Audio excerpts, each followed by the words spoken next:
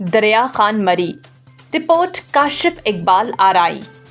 مرکزی تنظیم آرائیاں پاکستان کے سرپرست اعلیٰ اور آرائی برادری کے سردار عبدالمجید آرائی صاحب سندھ کے 7 روزہ دورے کے سلسلے میں سکھر خیرپور سے ہوتے ہوئے کوٹ لالو میں چودھری لیاقت علی آرائی کاشف اقبال آرائی کے پاس پہنچے۔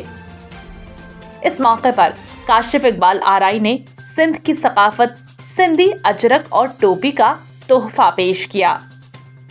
پروگرام میں فیض گنج صدر ڈاکٹر اعجاز احمد آرائی، استاد عبدالصبور آرائی، محمد امین آرائی، عمر فاروق آرائی، ڈاکٹر وقاص احمد آرائی، چودھری صغیر احمد آرائی، وقار آرائی، عبدالرحمان آرائی اور دیگر نے شرکت کی۔